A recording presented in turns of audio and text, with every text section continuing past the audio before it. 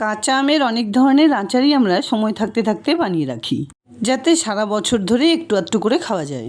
তবে গুড় ছাড়া আজ আমি তোমাদের সঙ্গে শেয়ার করছি কাঁচা আমের মোরব্বা রেসিপিটি, যেটা ফ্রিজ ছাড়াও বাইরে অনেক দিন পর্যন্ত ভালো থাকবে। এখানে আমি 3টে মিডিয়াম সাইজের কাঁচা আম আগে থেকে ভালো করে ধুয়ে শুকনো করে মুছে নিয়েছি। এবার বোটা কেটে বাদ দিয়ে পাতলা পাতলা করে খোসা ছাড়িয়ে নিচ্ছি। আমি এই রেসিপিটি 3টে আম দিয়ে বানিয়ে দেখাচ্ছি, তোমরা তোমাদের প্রয়োজন বা পরিমাণ অনুসারে ইনগ্রিডিয়েন্টস নিয়ে নেবে। খোসা ছাড়িয়ে নেবার পর মাঝ বরাবর লম্বা করে কেটে নিয়ে লম্বালম্বি 4 ফালি করে ভেতরের বীজগুলোকে বাদ দিয়ে দিলাম। তারপর এক একটা স্লাইসকে এভাবে চেপে ধরে ছোট ছোট স্কোয়ার করে কেটে নিচ্ছি। এর আগে আমের মোরব্বা আমি তোমাদের সঙ্গে অনেকভাবে শেয়ার করেছিলাম, আশা করি সেই রেসিপিগুলো যেমন ভালো লেগেছিল এটাও ভালো লাগবে।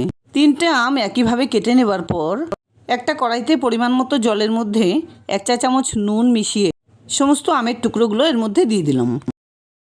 এবার ঢেকে 1-1.5 মিনিট এগুলোকে বয়েল করে নিতে হবে। এর থেকে বেশি সময় ধরে এগুলোকে সেদ্ধ করার দরকার নেই।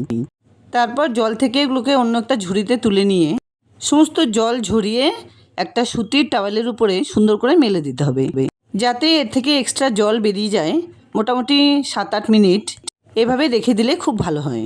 তাছাড়া তাড়া থাকলে এভাবে মুছে নিলেও চলবে। অন্যদিকে গ্যাস অন করে একটা প্যানে 1 কাপ পরিমাণে চিনি দিয়ে গ্যাসের ফ্লেমটাকে লোতে রেখে চিনিগুলোকে ক্যারামেল বানিয়ে নিতে হবে। গুড় ব্যবহার করলে আচারে একটা চটচটে ভাব তৈরি হয়, সেজন্য আমার গুড় খুব একটা পছন্দ নয়। ভালো লাগলে তোমরা অবশ্যই ব্যবহার করতে পারো। সুন্দর একটা ক্যারামেল তৈরি হলে 1 চা চামচ ভিনিগার এর মধ্যে মিশিয়ে দিলাম, যার জন্য মোরব্বাটা বাইরে রেখে দিলেও অনেক দিন পর্যন্ত ভালো থাকবে। ভিনিগার ক্যারামেলের সঙ্গে একটু নাড়াচাড়া করে মিশিয়ে নেবার পর আমের টুকরোগুলো এর মধ্যে দিয়ে দিলাম। হালকা করে আমগুলোকে ক্যারামেলের সঙ্গে এভাবে মিশিয়ে নিয়ে দিয়ে দিলাম 1/2 চা চামচ ভাজা জিরে গুঁড়ো। এটা মিশিয়ে দেওয়ার জন্য আমের থেকে খুব সুন্দর একটা ফ্লেভার পাওয়া যাবে। এর বদলে অবশ্যই কিন্তু চাট মশলাও ব্যবহার করা যায়। এই মোরব্বা বানাতে আমি একটুখানি চাট মশলাও ব্যবহার করে থাকি। ইনস্ট্যান্ট হাতের কাছে ছিল না বলে সেটা আর মিশিয়ে দিতে পারিনি।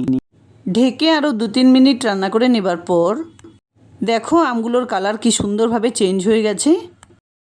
আচারটা বানিয়ে নেবার পর গ্যাস অফ করে মোটামুটি 10-15 মিনিট এভাবে রেখে দিয়েছিলাম। 10-15 মিনিট পর চিনির শিরা অ্যাবজর্ব করে আমের টুকরোগুলো আরও অনেকটা রসালো হয়ে গেছে। ও হ্যাঁ, আরেকটা কথা, এই রেসিপিটি বানানোর সময় ভিনিগার যদি না থাকে তাহলে কিন্তু লেবুর রসও ব্যবহার করা যাবে। যাই হোক, দুর্দান্ত স্বাদের মজাদার কাঁচা আমের মোরব্বা রেসিপি একদম রেডি। বানানোর প্রসেসটা ভালো লাগলে লাইক, শেয়ার, কমেন্টস করতে ভুলবে না প্লিজ। আর এরকম নিত্য নতুন রেসিপি দেখার জন্য প্লিজ চ্যানেলটাকে সাবস্ক্রাইব করে পাশে থাকা বেল আইকনটা অলে করে দিও। দেখা হচ্ছে নতুন কোনো রেসিপি নিয়ে। ভালো থেকো, ধন্যবাদ।